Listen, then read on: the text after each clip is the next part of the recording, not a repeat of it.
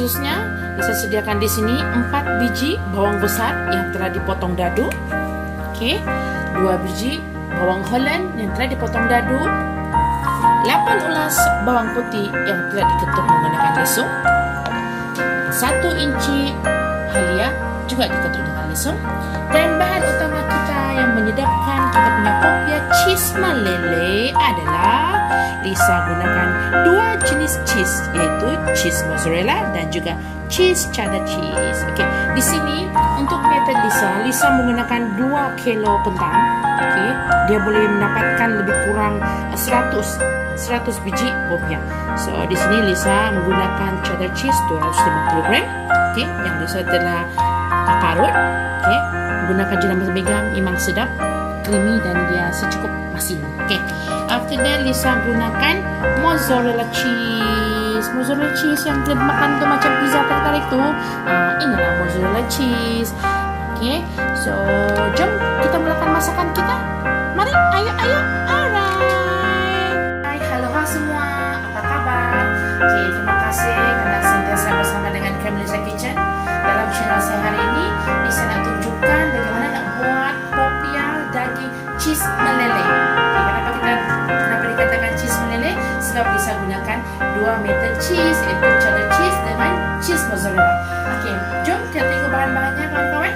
Okey, sini Lisa sediakan seperti biasa kulit popia. Pakai sana kulit popia 40 kuping ataupun 50 kuping. Okey, dan seterusnya basic asas kita untuk menyedapkan kita punya popia cheese meleleh adalah daging ayam yang telah diperap semalaman ataupun paling cepat diperap selama 30 menit ya. Okey, so di sini dalam daging perapan ni saya campurkan 2 sudu kecil sos tiram, 1 sudu kecil kecap cair dan sedikit perasa.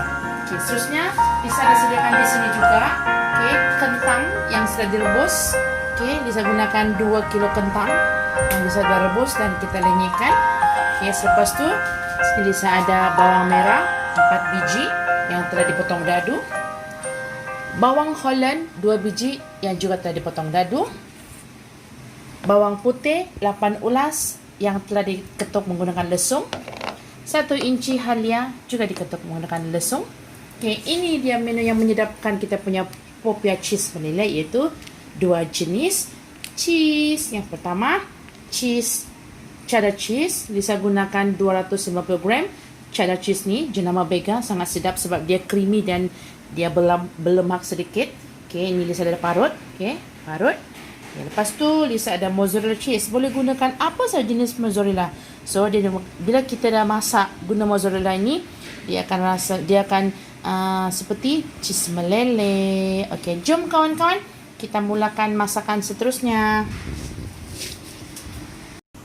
Okey, halo jom kita mula masak. Mula-mula panaskan api. Okey, Lisa gunakan dalam 10 sudu besar. Okey, agak-agak minyak masak. Apa saja pun jenis minyak masak boleh guna. Okey. Tunggu dia panas seketika. Masukkan bawang merah.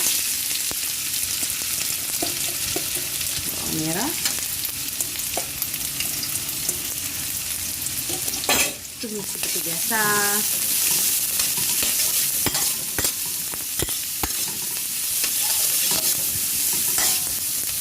Seterusnya masukkan bawang Holland yang telah dipotong dadu.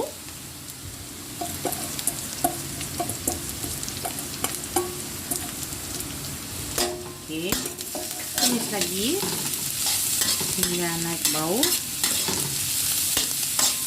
Okey, sukatan Lisa ni untuk inti popia sebanyak 2 kilo ya kentang dia.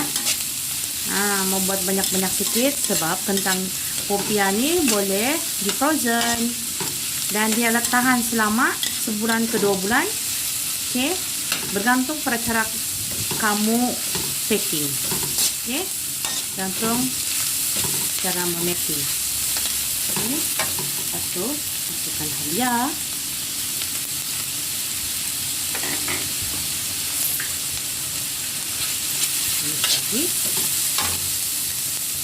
Masukkan bawang putih yang telah ditumbuk halus.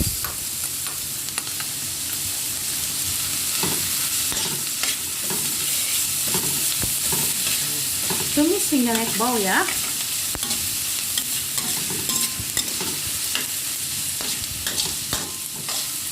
Anak-anak suka dengan popia nih.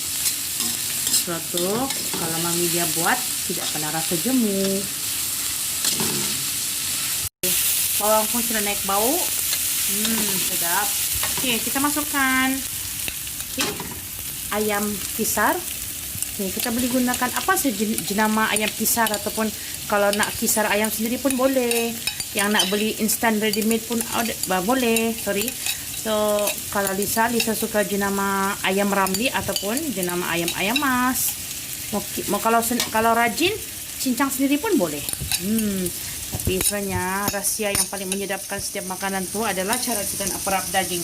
Apapun jenis yang kita nak perap daging, mesti kita perap, sebab salah satu metode adalah menyedapkan dan mendapat rasa setiap perapan tersebut.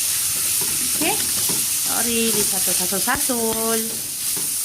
Oke, masak sampai dia keluar air sedikit. Baru kita masukkan perasa, garam, ajinomoto, dan secukup rasa. Tak perlu banyak lah, sebab daging ini kan sudah kita perap. Tak perlu banyak, secukup rasa saja yang agak-agak yang kamu boleh rasanya ada masinnya. Kita tumis sampai dia daging sudah masak. Daging pun udah nampak masak. Oke, bisa masukkan 2 sendok kecil gula. Lepas itu bisa tambah lagi dalam agak-agak 1 sendok kecil, 1 sendok setengah kecil rasa. Oke, sedikit garam. Tak perlu masin sebab cheddar cheese tu dia sudah masin, dia sudah memang rasa masin cheddar cheese tu dengan mozzarella. Gaul sampai sebati. Baru kita masukkan kentangnya.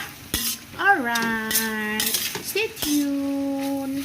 Oke, daging sudah sebati, dah masak. Kita masukkan kentang 2 kilo.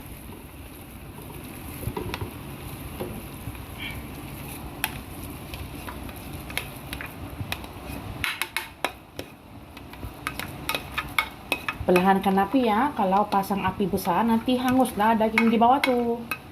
Daging ayam di bawah tuh.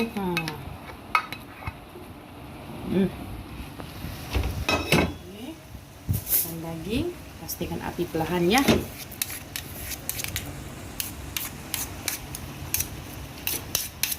Dan kita gaul sebati.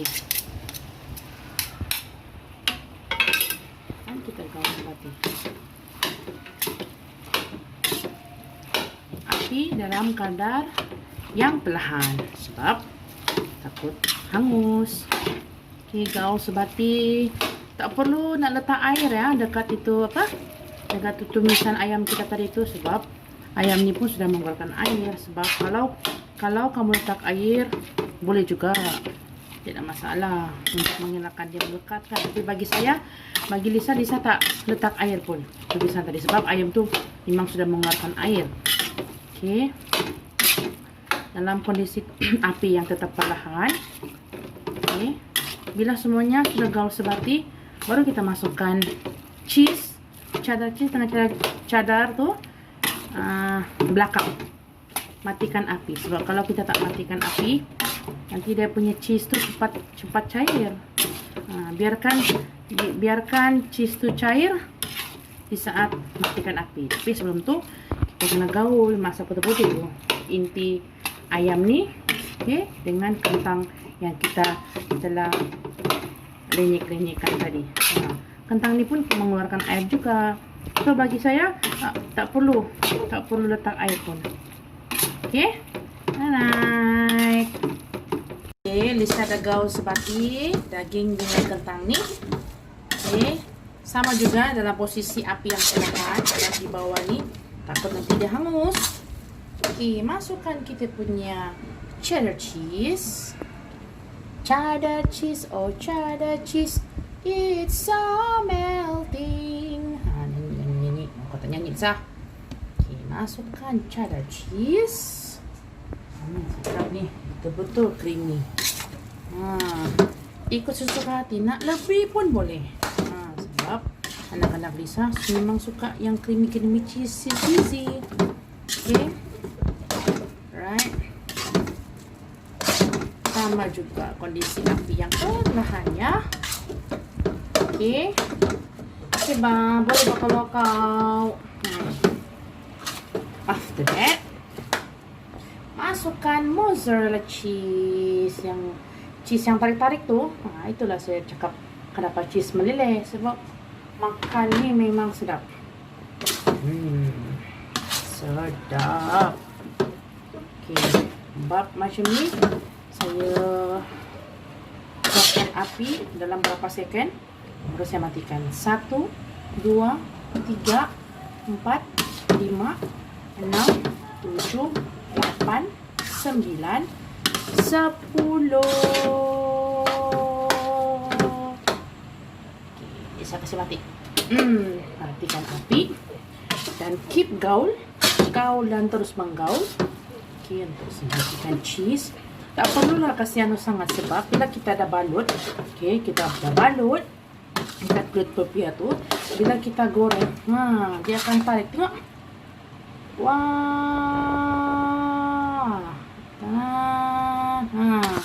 Itulah namanya ya, cheese meleleh tarik.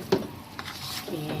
So, keep gaul lah. Terus gaul sampai dia terbati. Jadi kita sejukkan seketika, barulah kita balut, proses balut dekat kulit popia. Cheesy tak? Ini saya gunakan 2 metode cheese, cheddar cheese dan juga mozzarella cheese. Okay, next. Okay, Lisa punya inti popia cheesy meleleh sudah sejuk. Okay, mulanya Lisa nak buat proses membalut pula. Okay, semua tahu kan cara membalut? Okay, kita pasti sediakan 1 biji telur. Okay, untuk bikin dia melekat sticky dekat kulit popia ni. Okay, Lisa lagi suka menggunakan kulit popia jenama KG Pastry. Sebabnya kulit popia ni dia tebal dan senang dikendalikan. Okay, kedua, kalau kita goreng dia sangat crunchy kulitnya ni. Ini kalau mau buat batang buruk sangat sesuai. Saya suggest lah untuk batang buruk sangat sesuai. Okay, untuk proses seterusnya. Okay, agak-agak lah, sebab kulit popia ni Lisa guna yang 40 keping ni, kira besar, kecil sedikit lah. So saya guna dalam 1 sudu besar. Okay, tak perlu mau tebal-tebal. Okay, tak perlu tebal-tebal. Right. Okay, sudah letak inti dalam 1 sudu, 1 sudu besar. Kita lipat seperti biasa, tarik, terus tarik. Okay, kalau kita lipat betul-betul, okay, memang cantik kejadian dia. Okay, kemaskan kalau rasa terkeluar-keluar tepi-tepi kan. Letak saja telur ni sebagai dia punya pelekat. Tada, cantik.